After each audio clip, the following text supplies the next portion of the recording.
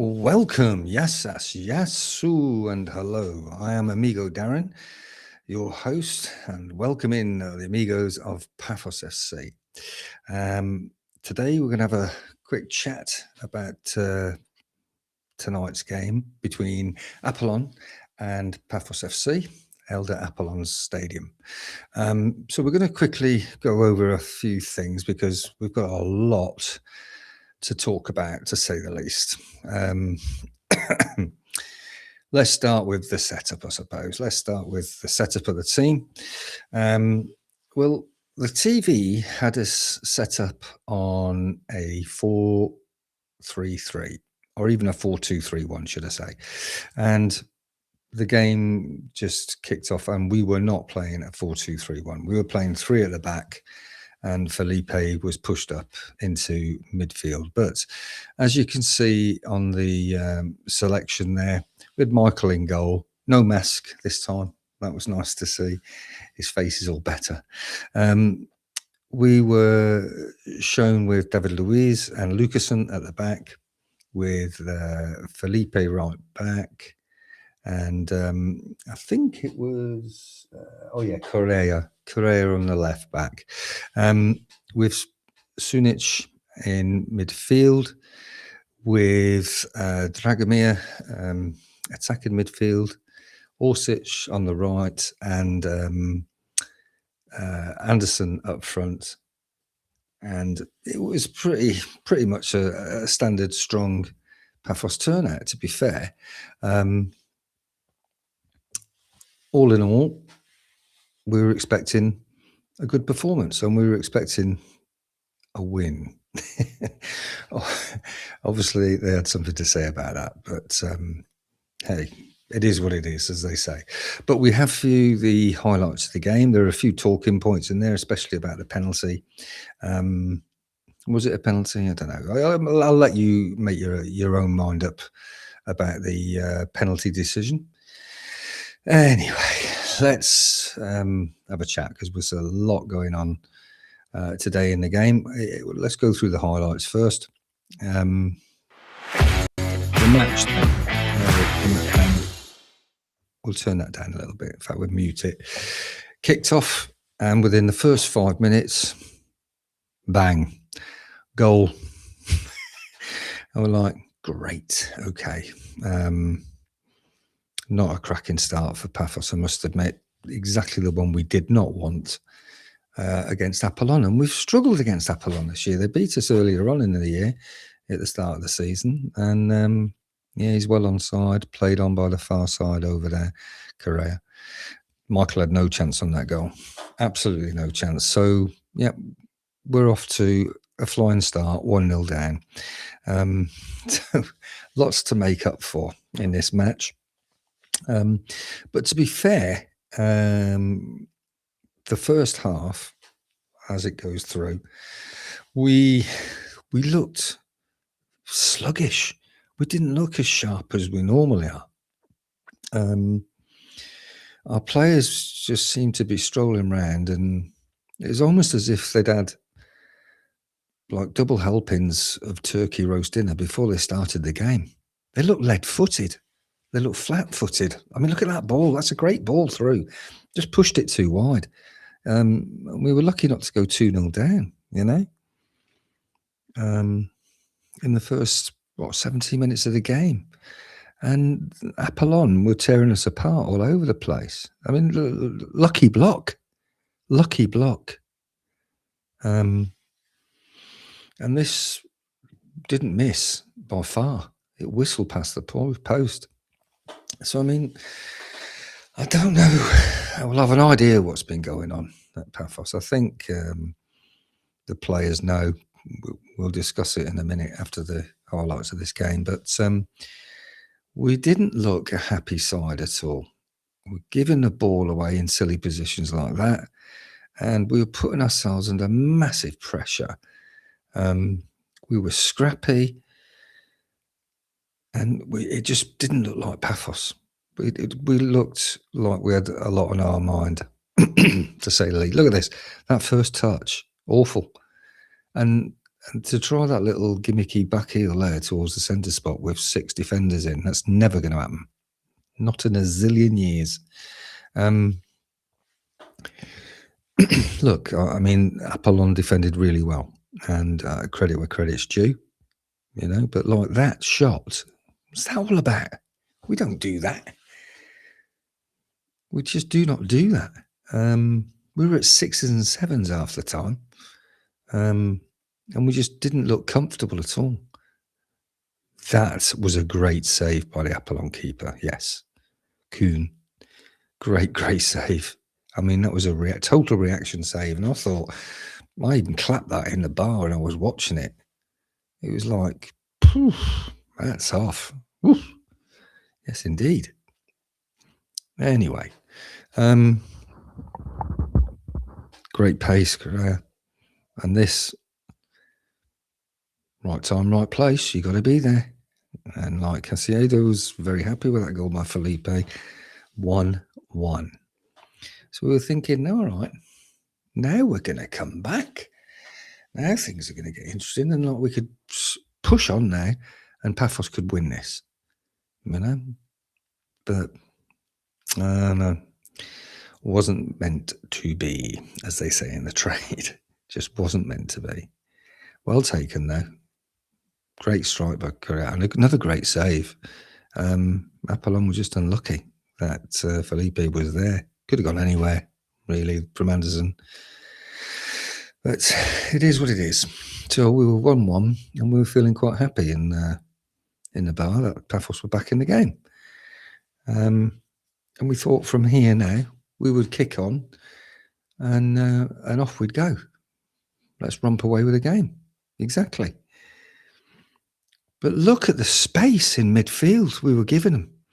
Absolutely tons of space. And was this a penalty?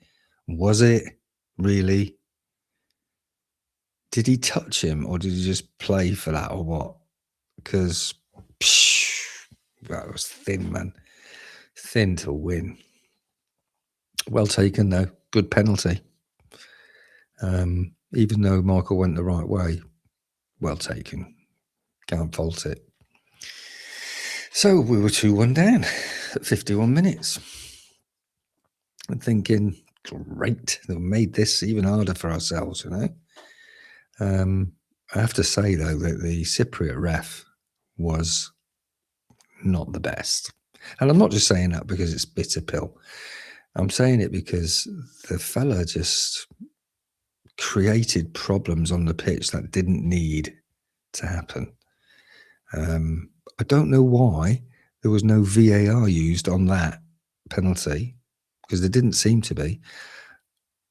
Or did the ref just rule it out? I mean, look at that. 6s and 7s again in defence, Pafos. That's not Pafos. That's a team that's had a long spell away from football, and we're not sharp. That should have been a goal. Correa. Again, round the back. Got him exposed. Again, wasted opportunity. So we can't single out one player for this defeat. David Luiz, great free kick. Another foot towards the inside of that post, and that was in. That was in. It was a nice, comfortable height for the keeper, and he punched it away. Getting caught on the break on the counter attack, and like David Luiz manages to push him away. And saves the day. Look at them, a 5 in the middle, totally free. So we weren't picking them up, and we made life hard. Look at this. There's number 5 again. He played well. Unlucky not to score. So it was at this point I was thinking, this is not happening tonight. So I can only think that Ammonia fans are going to be very happy, because that's a game made up. Game made up for them. And puts us, I think, 2 points behind them with a game to play. It's going to make it exciting. at the end of the season, without a shadow of a doubt, it is going to be one of those seasons where it is going to be exciting. But I'll play you that penalty thing again. Have a quick look at this. This is us in the bar, and we were just chatting about it. I'll have to turn the sound up, I think. No, it's Bruno. Oh, I'm not sure, you know. He's not touched him. I'm not sure about that.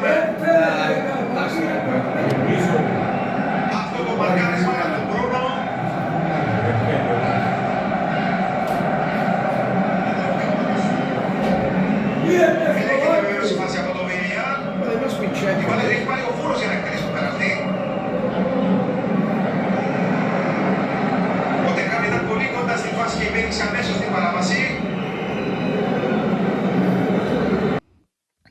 So, it must have gone to VAR, but I don't know what they were looking at. I couldn't see any contact on that player by Felipe.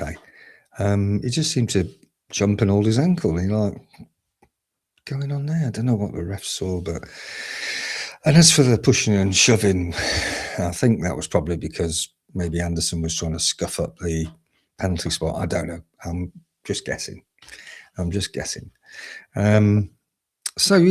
now we lost that game 2-1 to Apollon.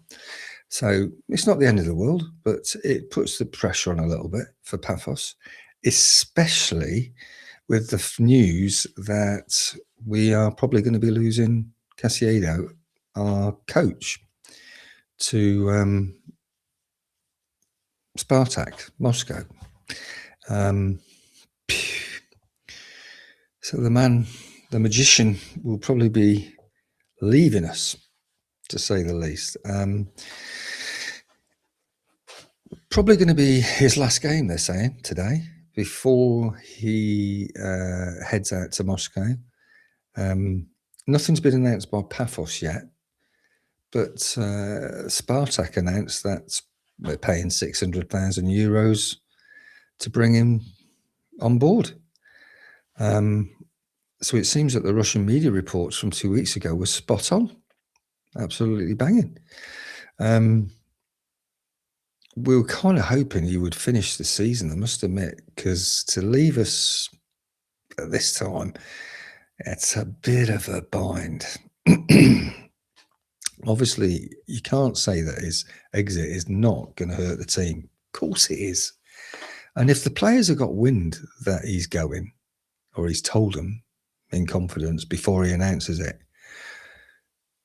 would that not have been reflected in the match tonight by the way they played? I think so.